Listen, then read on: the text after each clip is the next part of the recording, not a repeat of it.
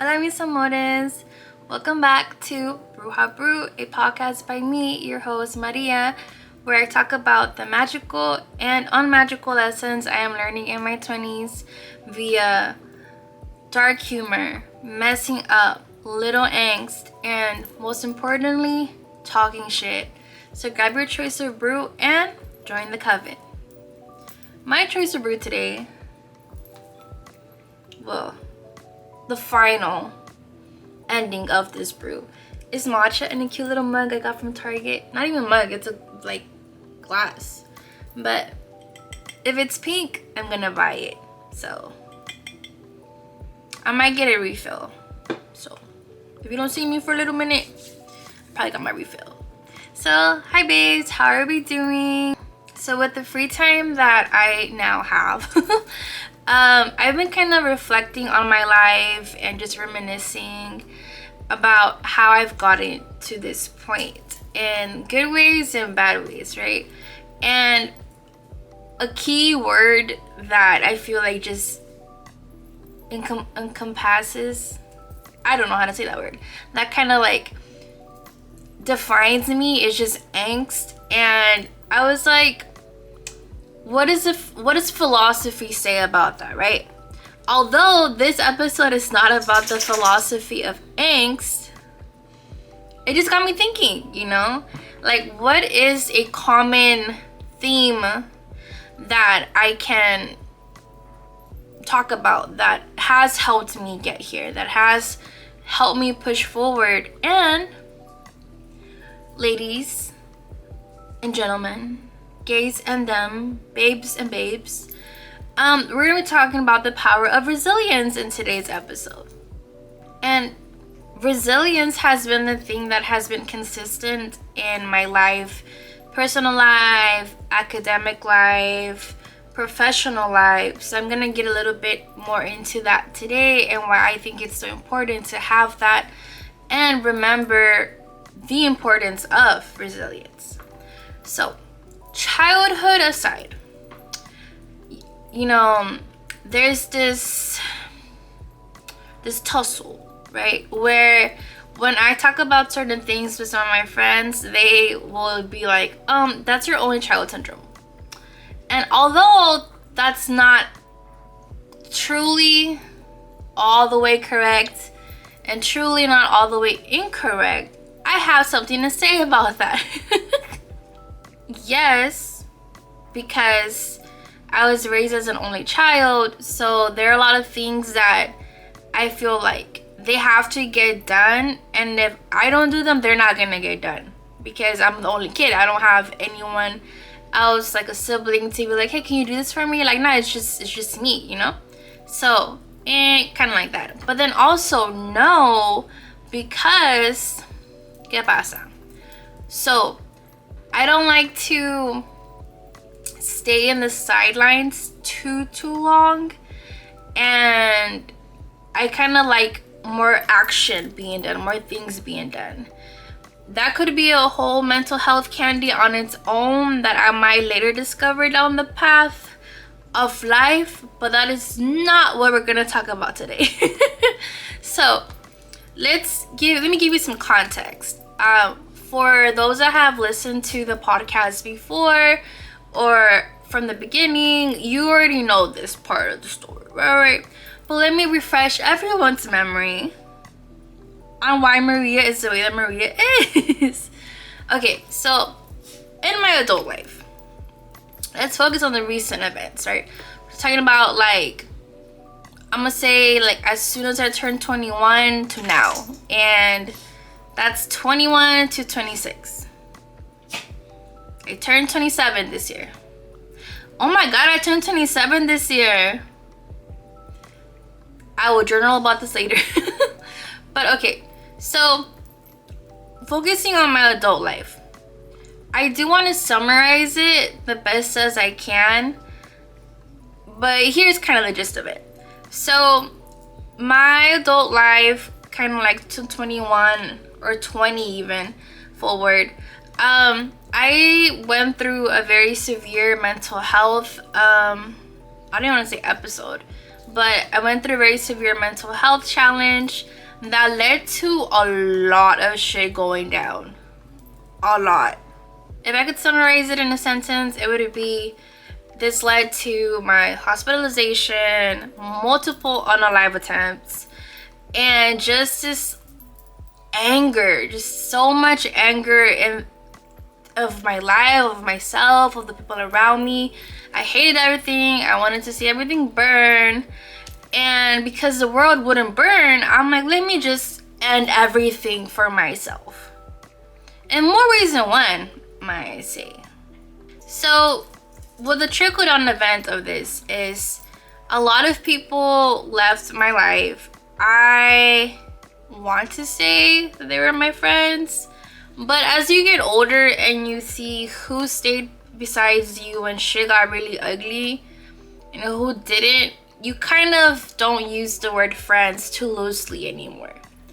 Anyways, so these people left my life, which was traumatizing on its own because I had placed such an importance on them in my life that them leaving, I immediately was like, oh, well, I'm not worthy of love. I'm not worthy of friendship. I'm not worthy of being cared for or taken into account of her struggles, as challenging as they can be. I didn't, like, I think what hurt is that, yes, what I went through was like traumatizing for a lot of people, to be honest, but when people were going through their things, my mentality wasn't, this is inconvenient for me to deal with right now with your things, so I'm gonna bounce. I just stayed there, went through things with people when they were going through things, and you know, the logic here is that would be reciprocated. So when it wasn't reciprocated, I think it was just that shock value of like, what the fuck, you dumbass bitch. Editor, I'm the editor. Editor, you might want to cut that part out. But no, really, it's like that kind of like audacity of like, I was there for you at your lowest. This is now my lowest. It's my turn. Be my friend. Be there for me. And you just blocked me? You just ghosted me? Because I was embarrassing? Because I was problematic? Like, you know, a friend would sit you down and be like, what the fuck are you doing? You know, they wouldn't just ghost you or block you. And I think it's kind of like, okay, they ghosted you and blocked you, so what? Like, they probably didn't mean anything by it. Babe, my life was on fire. And I reached out to these people and said, hey, I miss you. I've gotten some of my shit together. Let's hang out. And they would make so many excuses like, oh, I have school, I have work. But you're telling me you have school and work every single day, 24 hours in the day, and then you blocked me instead of just telling me you don't want to be my friend anymore? That's crazy, but that is not today's episode either. Let us focus. So you have this friend thing going in the background, right? You have this friend thing going in the background. So that left me traumatized. I literally took everything and was like, I am not worthy of love, friendship. I left school because my mental health was so bad that even on college campus, I was trying to, you know what I'm saying? So this led to me just isolating myself in my bedroom for like a good year. And when I say isolating, I really do mean isolating. Like, I did not leave my room. I would just get up to relieve myself and maybe eat, but then I would go lay back down. And it was such a severe depression that my hair was matted. I was getting back sores from just laying down all day. And it was not a pretty sight. I won't go into more detail about that, but it was very bad. I literally remember my parents having to like cut rat's nest out of my hair. Not actual rat's nest, but like, you know, when your hair is so matted it becomes like a rat's nest. And then she came into the picture too, now that I think about it, because my people were like, she's so depressed, let's get her a dog. And I got the grumpiest dog ever.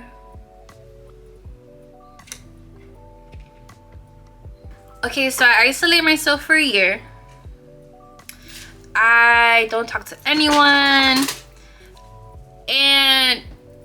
But as a human, you're gonna want to talk to someone. So who the fuck was I talking to? Myself.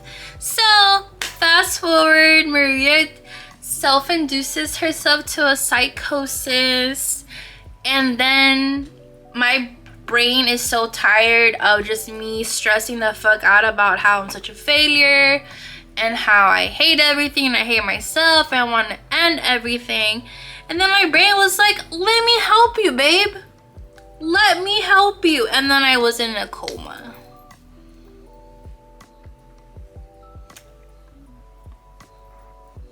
I'll let that marinate.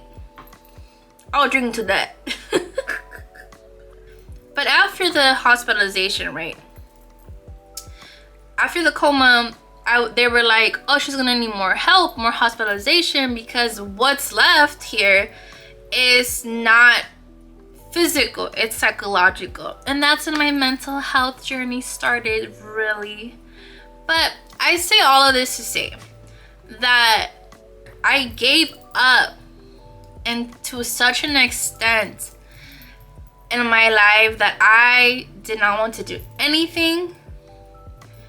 I didn't do anything. I isolated myself. My mentality, you know what it was? My mentality during all of that was, if I stop my life right here, right now, by not participating out there, like hanging out with people, doing things in my life or anything, if I stop it by just staying in this room and staying here, then that means that I don't have to face the reality of my life. I am just in this bubble where life stops because my life stopped. And spoiler alert, that's not how that worked. But here's the progression of things, right? I gave up so much that I had psychosis, mental health things happening. You know when I make the joke about the voices sometimes? You know how they always say there's some truth to the jokes? I'll leave that one there. And I got help and I got better. Okay?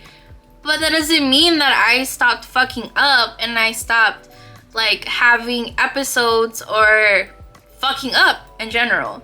So we're fast forwarding, right? This is happening in my like 20, turning to 21, and maybe going to 22. And I got help, but that doesn't mean that I accept the reality of my situation. So I try to help myself, and I'm like, you know what? Let me get a job and be part of society, and you know, kind of get my life going again. Like I might no longer be a college student and I don't know what I'm doing with my life, but let me put the first step forward and get a job.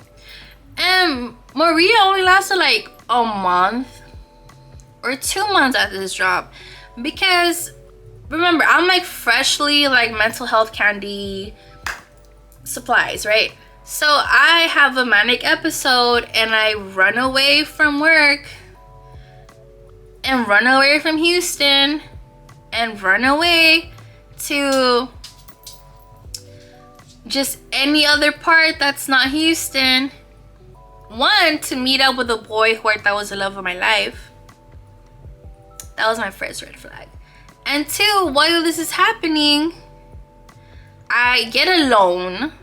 I buy a new car, and And if I dare forget the financial situations and mistakes of this era of my life, my collections don't.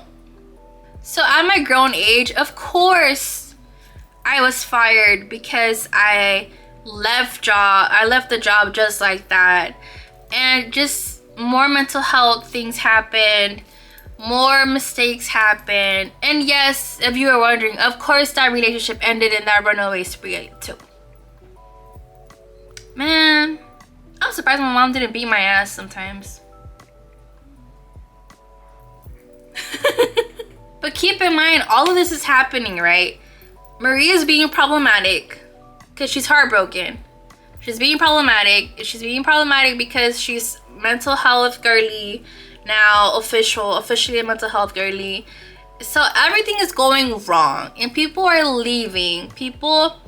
I'm not gonna say that everyone left, because there's some people that have checked in on me even today. They're like, hey, how you doing? I see you're doing better. So happy for you. Like, love them. Love y'all. If y'all are seeing this, love y'all. Y'all allowed me to still have that hope that people are not shitty, or at least not all people are shitty. But again, the people that were leaving were the people that I least expected to leave, because they were the ones that are like, oh, we're ride or die till we die, yo, and whatever. You get the point of that, okay? Again, if this is too long, you didn't read, you were like, girl, what the fuck did you do? I'm gonna give you the summary. Calm down. So I faced mental health challenges that were very debilitating and almost like, yeah, debilitating. And this led to severe hospitalization. I lost friends. I had a lot of manic episodes where I was not responsible financially or personally or professionally. Boy crazy, financial wreck, and suicidal. So that's basically the summary that I'm working here, the context we are working on, okay? I am telling you all of this because at my very, very lowest, I was suicidal and manic, but at one point, I got tired of being the victim to my own story.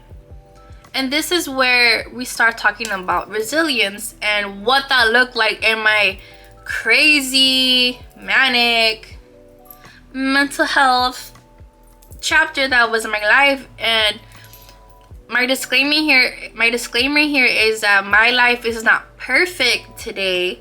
My life is not trouble-free today, problem-free today.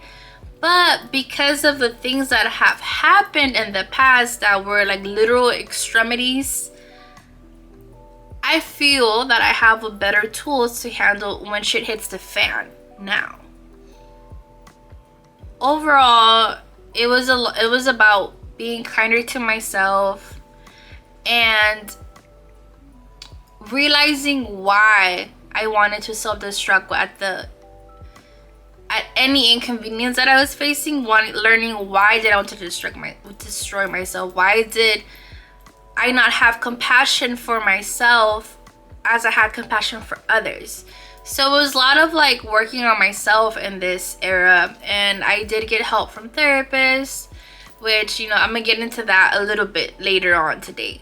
One of the mistakes that I did make that I regret so much to this day is associating my worth to if I had a man giving me attention or not. So this, of course, led to a lot of heartbreak, and it led to a lot of uncomfortable situations too. I'm not gonna get into what one of the situations were, but more traumas were developed, right? And at one point you just get tired, so tired of dealing with shitty men, being used, being abused, being just disposable, because it hits you. You're like, is this all that my life is meant to be? I'm just supposed to be a tool. I'm just supposed to be someone that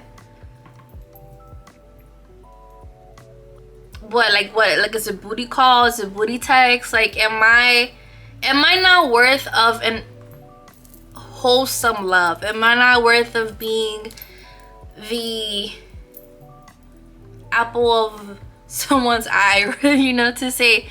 And the shift here is, I wanted to be valued by someone so much, and did everything I could to be valued by that person, even if it meant minimizing myself. But then the shift happened because I told myself, why can't I fight that much to get that validation from myself? Get that love from myself. Get that passion from myself. You know? So I quit dating cold turkey for a good year or two, and I forced myself to be single so that I could literally just face me. It was me versus me at this point, you know? Like, okay, I am not entertaining any men. I'm not gonna entertain anybody else. I'm gonna focus on me versus me. What the fuck can I get done? And during this 1 year, 2 year, when I forced myself to like wear outfits that were something besides a t-shirt and gym shorts, but like more outfits, or like play with my hair, do makeup again, which as a high schooler, which was like 2016, like my senior year of high school was 2016. If you say something about the age thing, it's on site in the comments, okay? But there were so many things that I had given up on because I was so sad.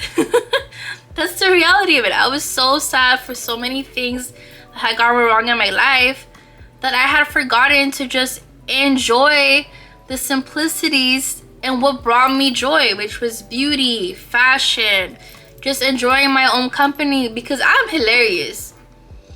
I might give you traumatizing jokes, but I am hilarious. And I had forgotten so much about what had made me me at one point. I used to do slam poetry. I used to write music, play ukulele. Yes, I was that kid playing ukulele.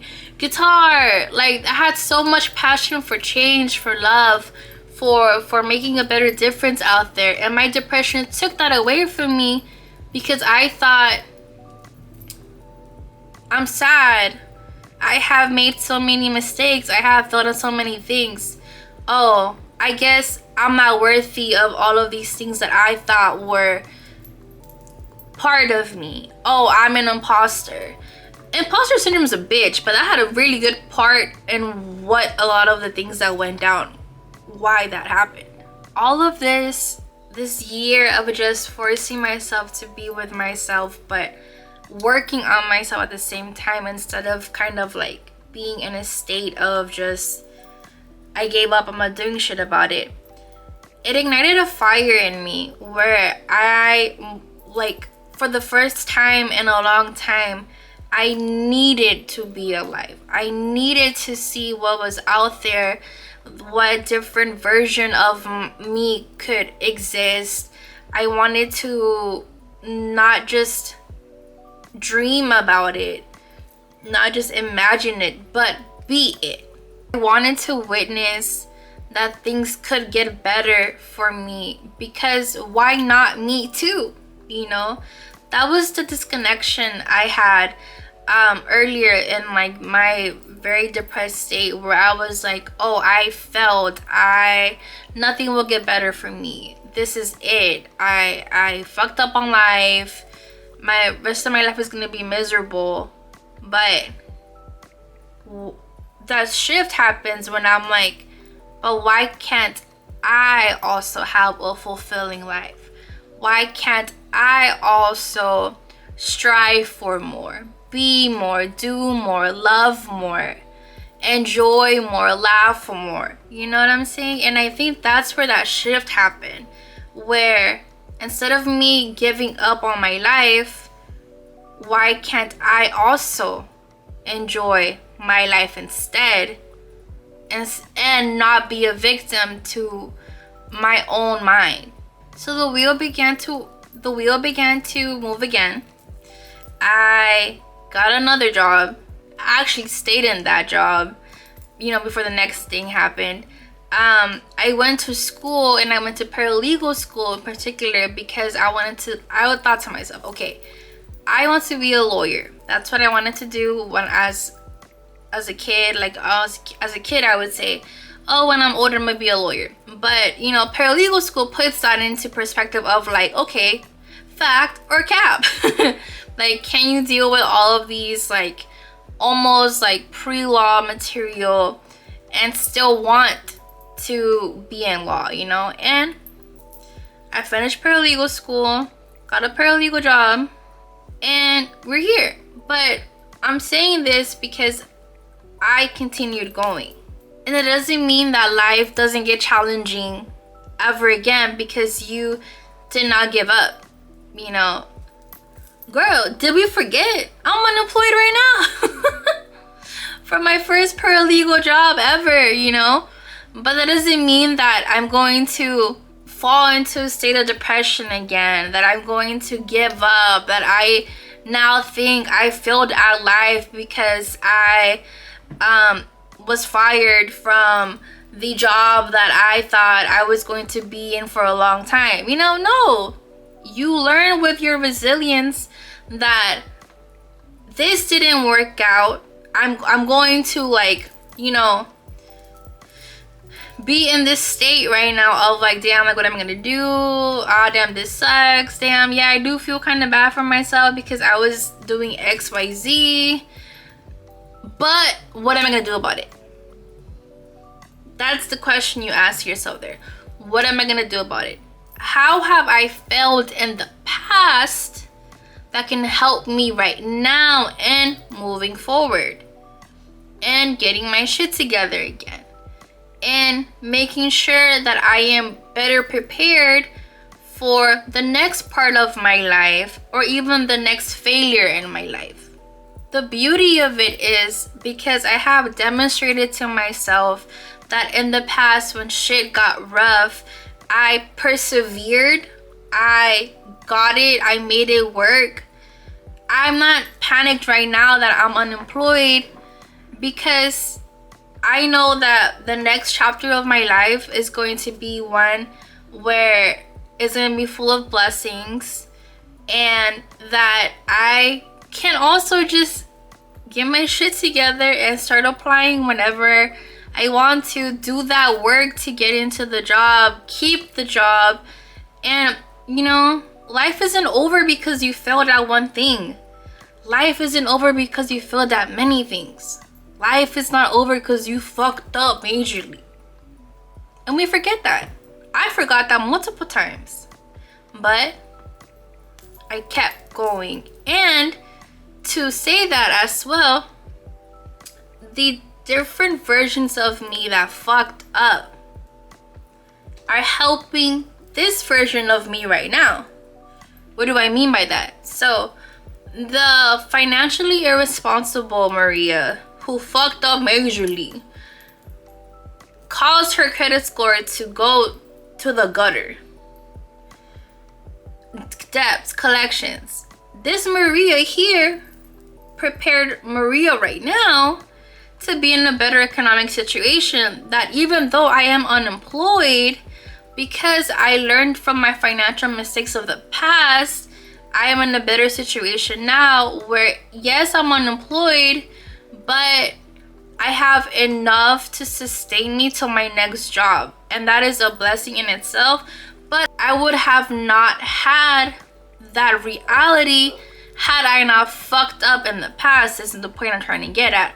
So the different versions of you that have fucked up and have gotten their shit together have helped you in your current state get your shit together, prepare you, and kind of give you that cushion of hey, us past versions of you have fucked up in these areas majorly, royally, but we now know how to fix things. So when you are presented in a situation again that's quite similar to a previous red flag or previous mistake, you know what you should be doing and not be doing. It's up to you whatever you're gonna end up doing, but you know better. And that's the difference. Beforehand, when I didn't know what the next thing would be in my life, I would stress the fuck out. Literally. And as instinct, I wanted to do something self-destructive because at least I had control over how I could destroy myself or harm myself in a specific way, you know? At least I could control that. But what I'm trying to get at here with my context of what I've gone through in the past and how I've overcome that, and I still fail today but still continue, is that the power of resilience can guide you in holding on to something, holding on to hope that it is going to get better, holding on to the idea that just because you made a mistake here or failed at something or fucked up in something, you know, no matter how drastic, your life doesn't end there. Keep on failing, keep on adapting, keep on getting back up and trying again. Let that cycle continue, and before you know it, you're going to be in a different situation that you were at originally, and it's more likely than not that it's going to be a better situation because you put that work in. You went with hope leading. So why can you wish for someone else, for their life to get better? Give them the advice to do better and get better opportunities, but you can't do that for yourself. Why are you exempt from also having a better life, getting your shit together, having more opportunities and blessings come your way? Why not you too? And I want you to remember that question. Why not me too? Don't ask me about the grammar of that sentence, but literally focus. Why can't you also be the one that has joy, laughter, excitement, love, money, dreams, goals, all of these things? Why not you too? If you give up, and when you do give up, because it's going to happen. I still fucking give up all the time. Like, sorry, I didn't mean that to sound negative, but it's the reality. Like, I'm not telling you this and telling you I'm perfect, because I'm not. I'm telling you, I have fucked up.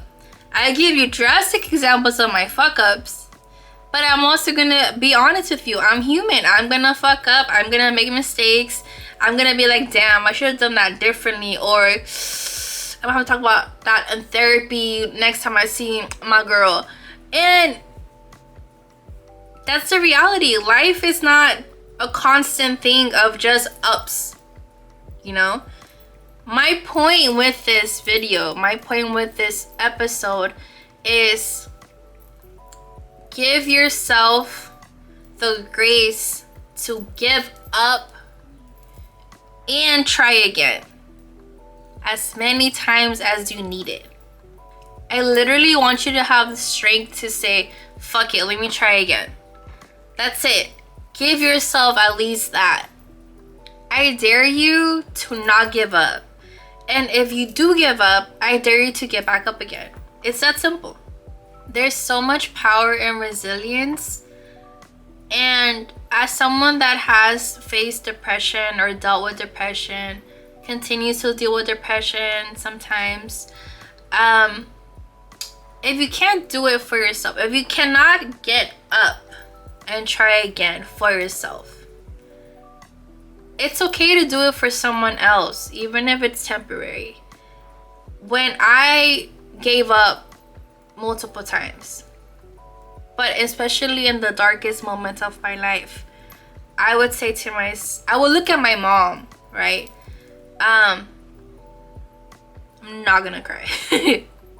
Not gonna cry. I would see my mom, and seeing her be so sad, like look at me with such sad eyes at my depression, because I didn't want to help myself. I hated everything, hated everyone. I had given up, and she couldn't do anything for me because she can't fight my depression for me. You know, she can't fight my challenges for me that are in here or here, that are in my head or my heart, you know? So maybe in a selfish way or a selfless way, I did not give up just to see her be happy again, if that makes sense. Because being her only child, I'm pretty sure it's difficult to see your only child deal with a battle that you can't help them in, and that, you know, they're intentionally trying to lose that battle and end everything, and you can't do anything about it, you know? Because people can lead you to get help, but the work comes from you, from within. You have to want it. And when I didn't want it, looking at my mom be sad and thinking, you know what, let me at least try for her, made that difference. And if you don't have someone in your life where you can do it for them, I would say, don't judge me for this one. If you have to do it for a fictional character, that might have to be it, okay? I don't want to share this example anymore. Okay, because when I don't want to do my homework, I don't want to share this example. When I don't want to do my homework, when I don't want to hit that extra minute at the gym, when I don't want to do anything, I may or may not ask myself, what would Gojo or Nanami think? And I will not elaborate. Don't you ask me questions in the comments. If that makes it at the final edit, do not come for me, and I don't want to hear about it. I'm not elaborating. I'm not. With depression and anxiety, I know it's really difficult to envision yourself having more, being more, because sometimes it's that worth aspect of like, am I worthy of this though, to begin with? And you are. I want you to know that you are so worthy. You are worthy just by being born. I want you to follow that curiosity that you may have of wanting to know what it's like to be the version of you that you want to be, having some of the goals, some of the dreams done that you want of yourself. I want you to get closer to that and dare to follow it, because why not you too? You know, the world is yours, babes. Go and devour it. Thanks for listening to this week's episode. If you want to keep up with my daily chaos, follow me at diosa_mars. And if you want to stay updated with the podcast, follow the page at brew. If you're listening to me on audio, go ahead and give me 5 stars. Every 5 stars you leave keeps me going, keeps me away from the depths of darkness. And if you're watching me on YouTube, go ahead and leave a like and subscribe and comment down below. Damn, this bitch don't give up. Love that for her. I love y'all. See you next week. Besitos.